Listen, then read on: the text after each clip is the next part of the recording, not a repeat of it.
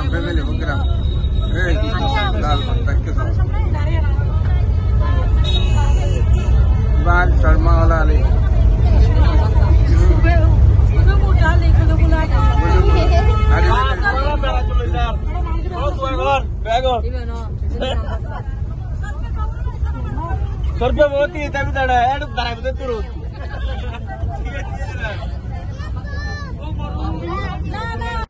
স্মৃতি স্মৃতি এমন জিনিস যেটা আসলে কখনোই মন থেকে যায় না। তো আমি স্মৃতি রেখে আসছি বাংলাদেশে, অথবা আমার সঙ্গে করে নিয়ে আসছি। এতদিন সময়ের অভাবে ভিডিও ছাড়া হয় নাই, জানি না কখন আবার দেশে যাওয়া হয়। ততদিনে হয়তো বা কেউ বিয়ে করে ফেলবে, কেউ বড় হয়ে যাবে, অথবা আরও অনেক কিছু এরকম। তো বলা যায় না কার কখন কি হয়ে যায়, কাকে আবার দেখতে পারবো, আবার কে আমাকে দেখতে পারবে। তো স্মৃতিগুলো একসঙ্গে নিয়ে আসছি। আমরা সবাই বাস ভাড়া করে চলে গেছি সি বিচ। আমি ফার্স্ট টাইম যাচ্ছি, সঙ্গে সবাই তো অনেকবার গেছে, বাট আমি ফার্স্ট টাইম যাচ্ছি আমার ফ্যামিলি সহ।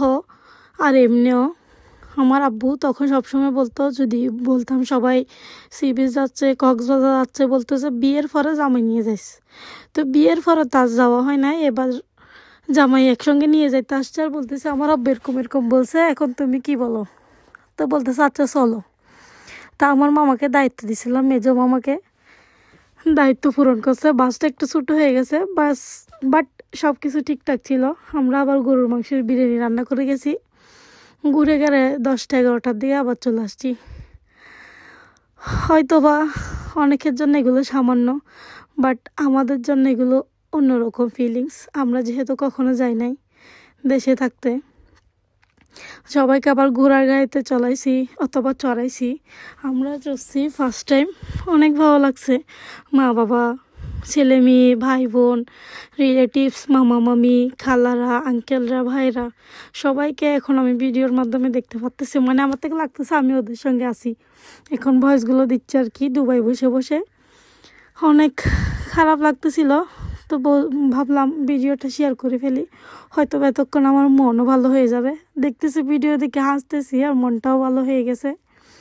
তো আপনারাও দেখেন, আসলে সময় কখন যে কিভাবে মানুষকে কোথায় নিয়ে দাঁড় করায় বলা যায় না। আমরা গেছি মেহমানের মতন, আবার চলে আসছি, আবার কবে যাব নিজেরাও জানি না। বাচ্চারা হয়তো এতদিনে বড় হয়ে যাবে যাইতে যাইতে, তো ওরাও দেখতে পারবে আমরা কি কি করছি করি নাই। এখন দেখতেছি আর খুশি হচ্ছি। আমি জানি না আমার কপাল অথবা লাইফে কি আছে সামনে, বাট আমরা যতক্ষণ থাকি ততক্ষণ হাসি খুশিই থাকি। মন খারাপ খুবই কম হয়। আমার জামাইয়ের অবস্থা দেখেন, পিছনের এগুলো কিন্তু আমাদের মানুষ, ওদেরকে ঘোড়া গাড়িতে চড়াচ্ছি। আমার ভাই বোন আর কি, ওরাও অন্য গাড়িতে উঠছে। যারা ছিল সবাই মোটামুটি চলছে, শুধু আমার আন্টি আর আন্টির জামাই একটা বাদ গেছে।